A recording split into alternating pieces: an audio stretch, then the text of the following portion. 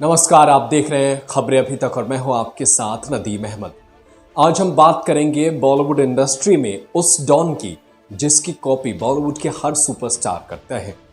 जिससे भी डॉन के रूप में सफल होना होता है वो उस किरदार की कॉपी करते हैं जो मुंबई के अंदर खूब पली बढ़ी और वो हकीकत में रही। ऐसा नहीं है कि फिल्म में जिसे अमिताभ बच्चन या अजय देवगन जैसे तमाम स्टार करते हैं वो एक नकली किरदार है। ऐसा नहीं है, वो एक असली कहानी है जिसने बंबई पर राज किया है। कई लोग क्लेम करते हैं कि अमिताभ बच्चन दीवार फिल्म में जितने हैंडसम लगे उतने किसी में नहीं लगे। इसकी एक वजह हो सकती है वो पेनेटेंटिंग आंखें जो उन्होंने दीवार में दिखाई थी। उनकी गहरी शायद और किसी रोल में नहीं आए। ठीक यही बात बाद में अजय देवगन में दिखाई दी। अजय देवगन की आंखें के लोग दीवाने थे। देखने का वो अंदाज जो 1 मिनट में सामने वालों के वजूद को पानी बना देता था।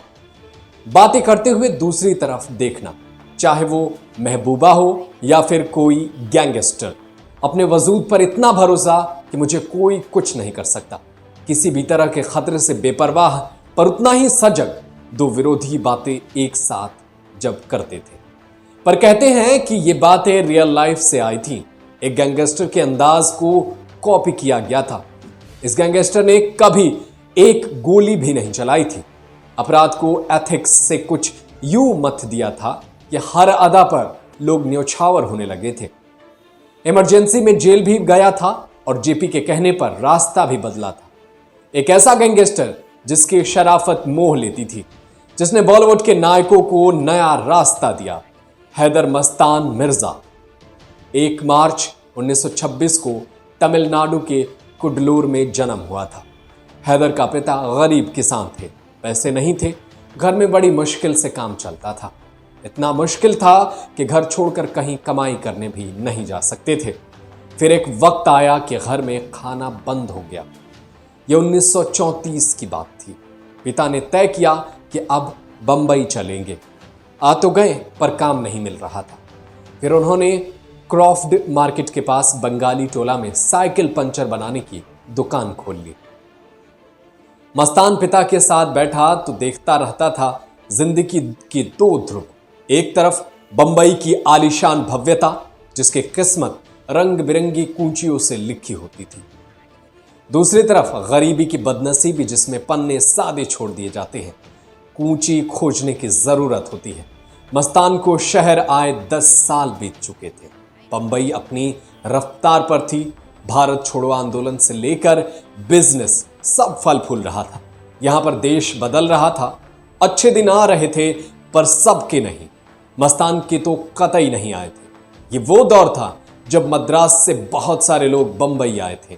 मद्रास, बंबई और कलकत्ता ही तो थे अंग्रेजों के शहर जहां व्यापार होता था, जहां लोगों को भविष्य दिखता था। उसी वक्त मस्तान की मुलाकात गालिब शेख से हुई थी। गालिब को एक चालू पुर्जे लड़के की जरूरत थी। उसने कहा कि अगर मस्तान डाकू पर कूली का काम करे और कुछ सामान कपड़ों में छुपाकर बाहर ला दे तो पैसे मिलेंगे। ये वो दौर था जब अंग्रेज सब कुछ आंखों के सामने भारत से लाद कर बाहर ले जाते थे और हिंदुस्तान के लोग उनसे छुपाकर सामान लाते थे। पोर्ट से चोरी करना अंग्रेजी सिस्टम से चोरी करना था। यह अपराध थोड़ा अलग था। अगर उस वक्त के हिसाब से देखें तो बड़ा दिलचस्प होता होगा। यह मस्तान का मन लगने लगा। मस्तान ने कूची खोज ली थी। उस वक्त हिंदुस्तान में इलेक्ट्रॉनिक सामान महंगी, घड़ियां, गहने, इन सब चीजों की तस्करी होती थी क्योंकि हिंदुस्तान में कुछ बनता नहीं था। लीगल तरीके से मंगाने पर टैक्स बहुत ज्यादा देना पड़ता था, तो तस्करी का रास्ता निकाल लिया गया था। लगभग 12 साल बाद मस्तान की मुलाकात हुई गुजरात के कुख्यात तस्कर सुकुर नारायण बखिया से। अब दोनों की खूब जमी। तब तक फिलिप्स के ट्रांजिस्टर भी आ चुके थे। अब तस्करी और बढ़ गई। सोचिए कि घड़ी की तस्करी होती थी उस वक्त। शादियों में यही दहेज में भी चलता था। पैसा खूब मिलता।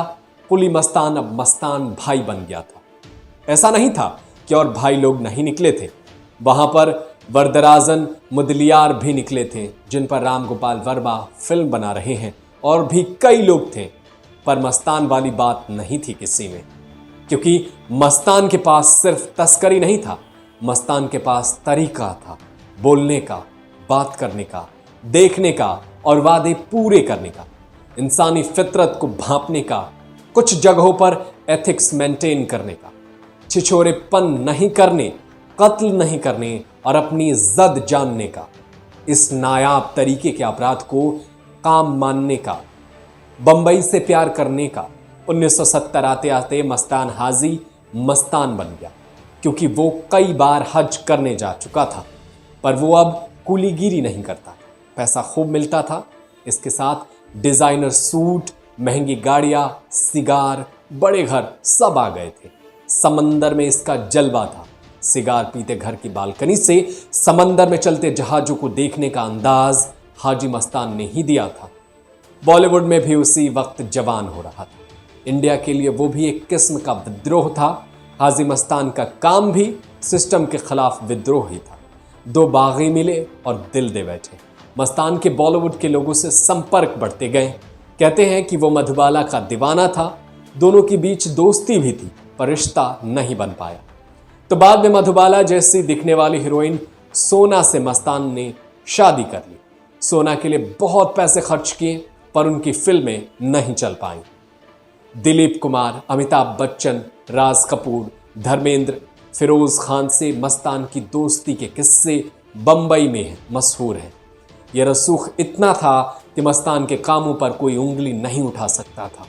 सरकार के कामों के अलावा मस्तान के कामों को भी अलिखित कानून ही मान लिया गया।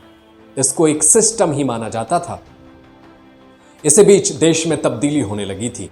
इंदिरा गांधी ने इमरजेंसी लगा दी और फिर पुलिस भूल गई कि कौन क्या है। हाजी मस्तान को जेल में डाल दिया गया। बहुत सारे लोग जेल में थे, पर मस्तान को वीआईपी इंतजाम दिया गया था। तमाम अफसरों को उसने महंगे उपहार दे रखे थे। वो किस दिन काम आते, पहले भी उसे गिरफ्तार करने की कोशिश की गई थी, पर अफसर बैकआउट कर जाते थे। इमरजेंसी में कुछ चला नहीं, पर यहां से मस्तान की जिंदगी में तूफान आया। एक गांधीवादी इंसान से मुलाकात हुई। इस इंसान को पैसे और ताकत का चस्का नहीं था, पर उस वक्त इस आदमी के दीवाने हिंदुस्तान के ढेर सारे लोग थे। वो थे जयप्रकाश नारायण। इनका जेपी से मिलने के बाद हाजी को इल्हाम हुआ कि वो कितना छोटा है। 18 महीने जेल में गुजारने के बाद हाजी मस्तान ने जुर्म से नाता तोड़ लिया। यह कहा जाता है कि मस्तान ने इंदिरा गांधी को अपनी रिहाई के लिए पैसों की पेशकश की थी, पर किसी ने इस बात पर ध्यान नहीं दिया। यह भी था कि इमरजेंसी के दौरान हाजी मस्तान ने कई नेताओं को छुपने भागने में मदद की थी, तो छुटने का सवाल ही नहीं था। इसका फायदा मिला नई सरकार बनने के बाद। मस्तान पर उस तरह से केस नहीं चले। 1980 में हाजी मस्तान ने राजनीति में कदम रखा। 1984 में एक दलित नेता जोगिंदर कावड़े के साथ मिलकर दलित मुस्लिम सुरक्षा महासंघ नाम से पार्टी बना ली। ये कल्पनातीत बात थी। आज़ादी के वक्त का गैंगस्टर दलित मुस्लिम की राजनीति कर रहा था, यह बिल्कुल कल्पना था। दिलीप कुमार खूब प्रचार करते थे इस पार्टी का। बंबई, कलकत्ता, मद्रास में इस पार्टी का प्रचार हुआ, पर राजनीतिक तस्करी और फिल्मों से जरा हटकर। इसका अलग नशा है और अलग तरीका है। हाजी मस्तान हर जगह हारा, पार्टी को सफलता नहीं मिली।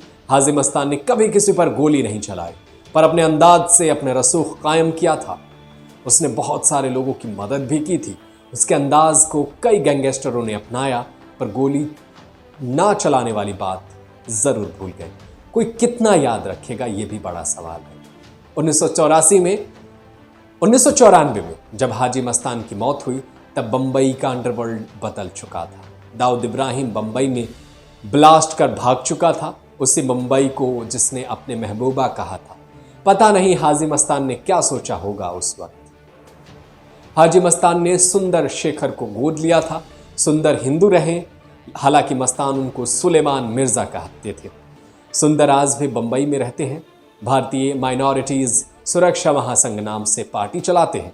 सुंदर के मुताबिक संजय गांधी बंबई जब भी आते, डैडी से मिलते। सुंदर ये भी कहते हैं कि एक कस्टम के अफसर ने परेशान कर दिया था।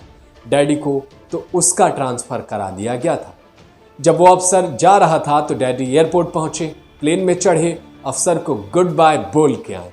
ये चीज़ें हम फिल्मों में देख चुके हैं, पर उस वक्त जब ये हुआ होगा बड़ा ही अद्भुत लगा होगा।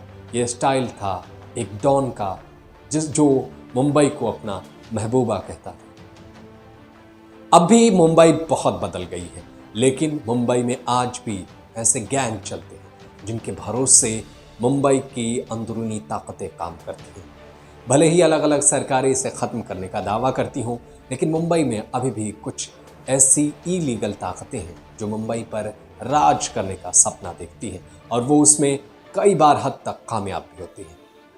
कैसी लगी आपको हमारी ये पूरी रिपोर्ट, हमें कमेंट करके ज़रूर बताएं। और आप क्या सोचते हैं हाजी मस्तान और दाऊद इब्राहिम जैसे मुंबई के डॉन वालों के बारे में, हमें कमेंट करके ज़रूर बताएं। साथ ही अगर खबर अच्छी लगी हो तो हमारे चैनल को सब्सक्राइब करना बिल्कुल ना भूलें।